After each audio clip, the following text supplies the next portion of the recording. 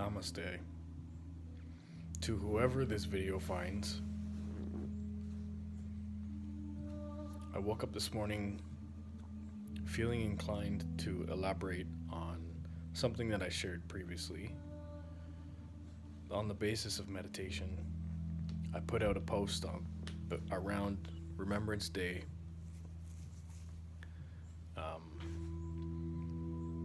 talking about people suffering in silence and how that's far too common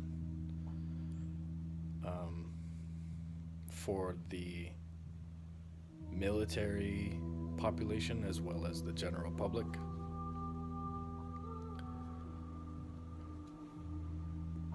I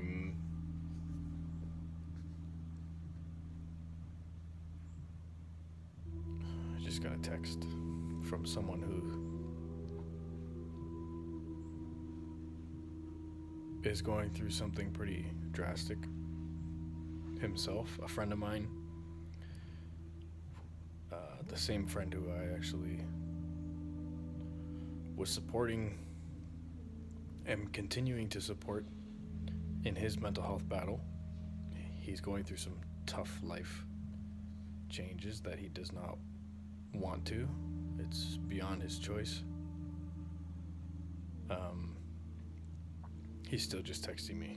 I just got back from a vacation in Mexico. I didn't need to. I opted to attend a friend's wedding and to take a vacation for myself. It had been a few years since I had gotten away physically. While I was staying at this friend's house, just prior to the vacation, just prior to Remembrance Day, this friend became suicidal. And I had already been working on a book previously to that, based on the things I experienced in my own life and a lot of the lives that have been affected by service in the military.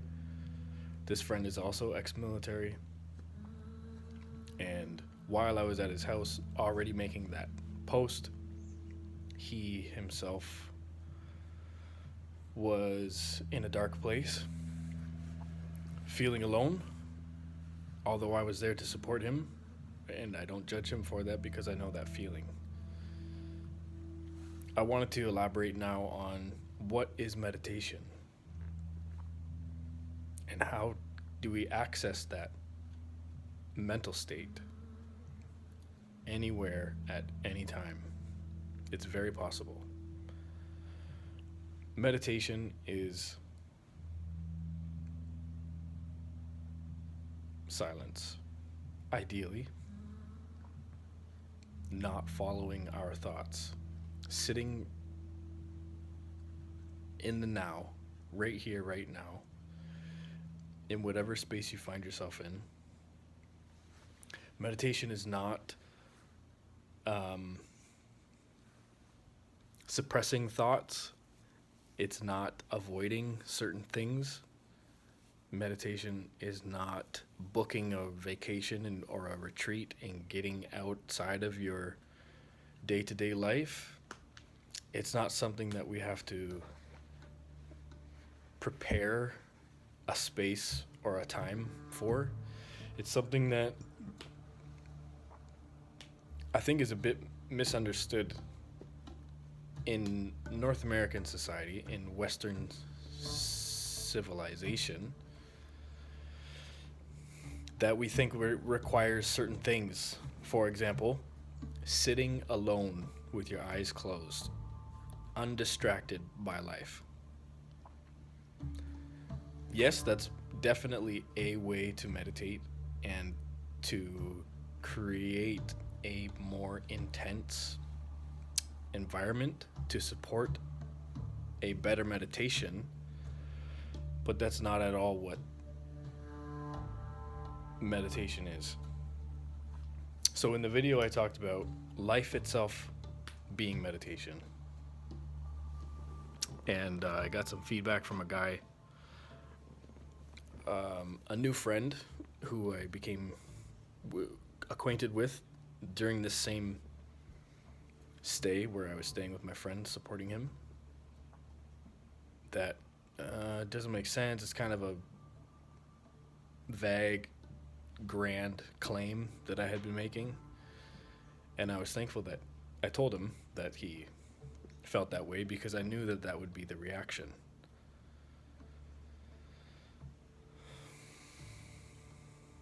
So, for example, as you're listening to this, if you're listening to this, there's a part of you that's listening. Maybe it's a majority of you, that of yourself, that is paying attention. That's a form of meditation. For some of you, maybe you're distracted. This is in the background, or not distracted. Your attention is on other things, and this is in the background.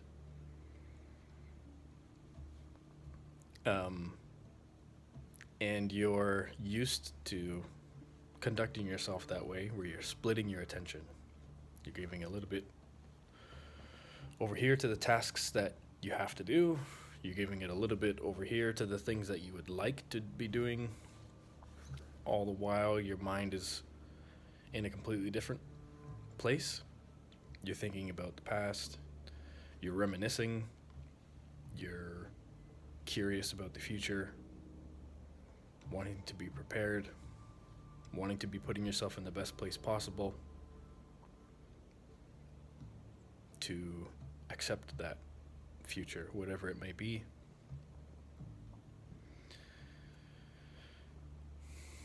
Meditation is when we focus on anything at any time. That's as simple as I think I can put it. It doesn't have to be us sitting down, sitting still. We can meditate while we drive. In fact, we should be in a state of meditation while we drive. What does that mean? It means that we're undistracted. We're completely focused on that one task, drive. What are the cars around us doing? What are the people walking up and down the street doing? What's the weather? What's the speed limit? What's the road conditions? All of that takes a vast amount of our attention, and it should. It requires that from us. That's what we would call being a responsible driver. Same thing with a conversation like this. As someone's speaking, when we are truly listening and not thinking of what to say back, or feeling how what we're hearing is interacting with us and our previous beliefs, when we're simply just in that moment with that person, emptied and receiving everything that's coming to us, that's meditation. Anytime we're practicing any skill, whether it's a sport or cooking or an art form, even listening, practicing how to listen, to actively listen, that's a state of meditation. That's a form of meditation. Breathing. A lot of formal meditation techniques teach that focusing on breathing is a way to access that meditative mental state or landscape.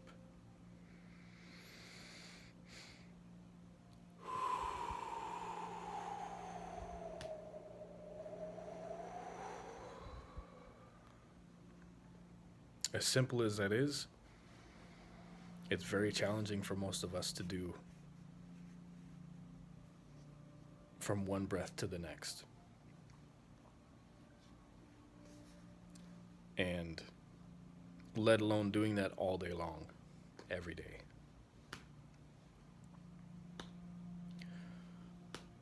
Sometimes watching a movie could be meditation.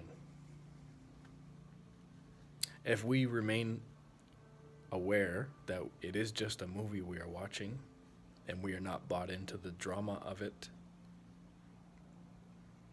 we are practicing a form of meditation.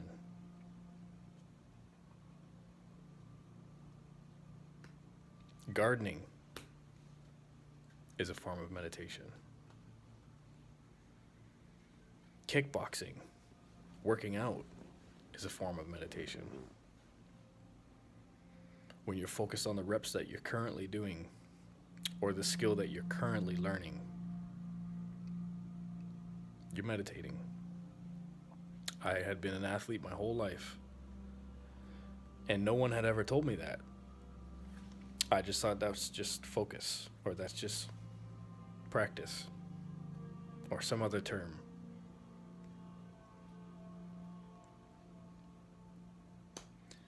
And with practice, we see that we can, over time, expand that window of meditation for us to sit within. So in the beginning, it might only be one breath, maybe not even, where we can feel like we are sitting with an empty mind. It doesn't even have to be peaceful. It could be painful. And still release that breath while we are right there in that moment.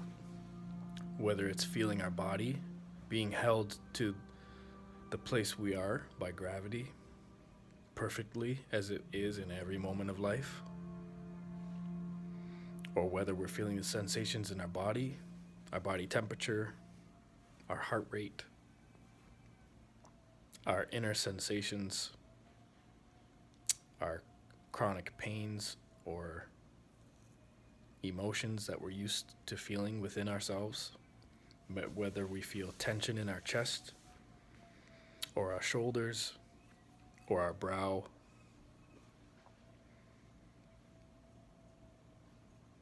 Focus is attention, and attention is meditation.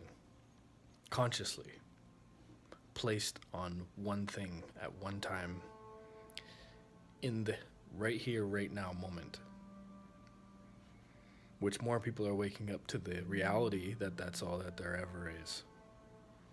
Right here, right now. Wherever your here and now is. And we're all experiencing a completely different one simultaneously in every waking moment of life. And so, therefore, again, when we abandon our usual mind states of chatterbrain, monkey mind, noise, thoughts, and we can sit beneath that. We let that continue. We don't try to force it to stop. And when we can sit beneath it and just watch it happen, watch those thoughts come and then watch those thoughts go. Don't identify or latch on to any of it. Not our thoughts, not our lives, not the things that have happened to us or the things that we think might in the future. We are sitting in a state of meditation. And that's available anywhere, anytime, any breath. The pleasant and the painful. Excuse me. It's all valid and it's all relevant.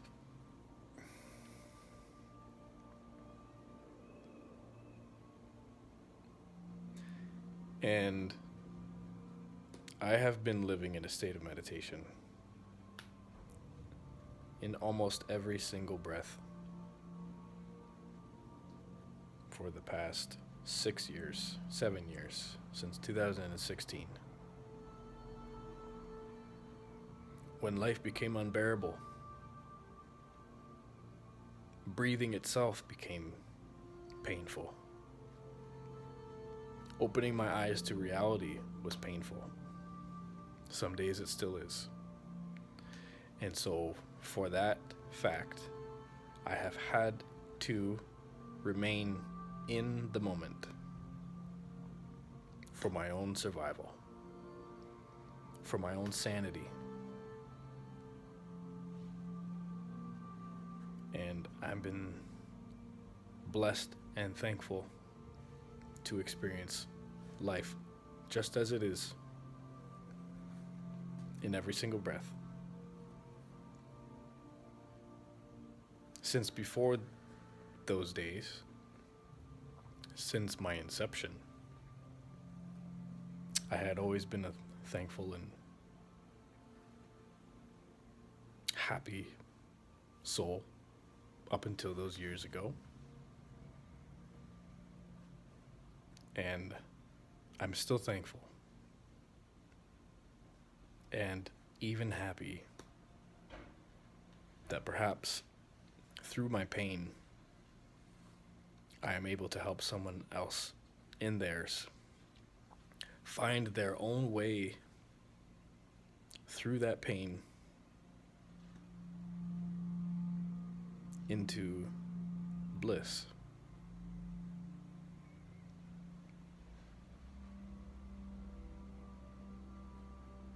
Pushing away pain, pushing away negative thoughts is not the way to attain inner peace. Although at times it feels like that's the only thing that we can do.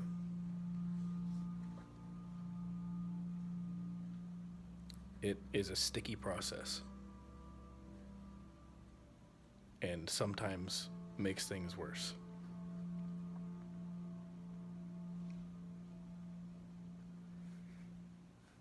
If you find yourself in pain or suffering, try a meditative breath.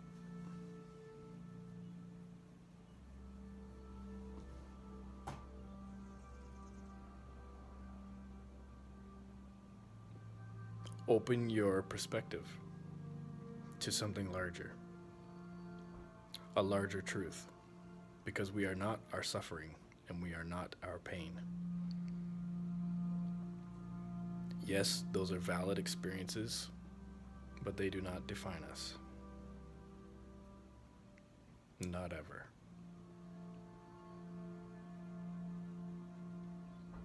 Opening our perspective is a way to see more of the truth, beyond the pain, beyond the real darkness that exists within us and within this world.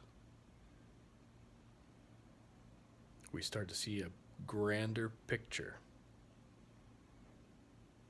We start to see ourselves and our lives from a grander perspective, just by being open to it.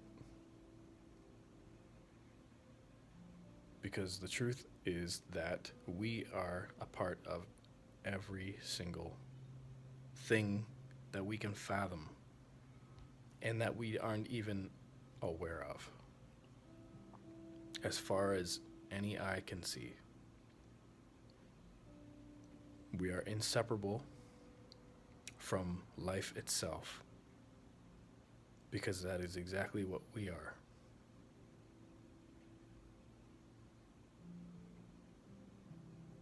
We are not our names, we are not our birthdays, we are not our accomplishments or our failures.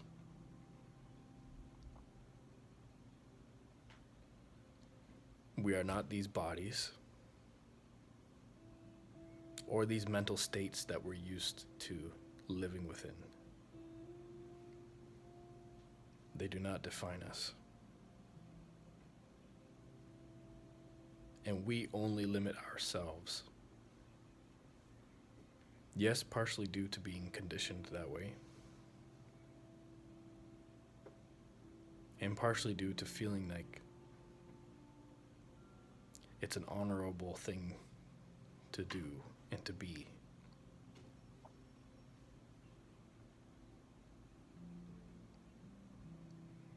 I pray this message finds you well, and that you begin to adopt a universal perspective of life, not a personal perspective. Because, like Muji Baba says, you are not the person.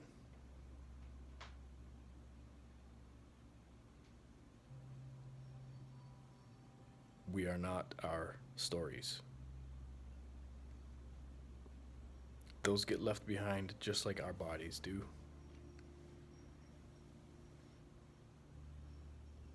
And so, therefore, they are only a temporary condition that we experience.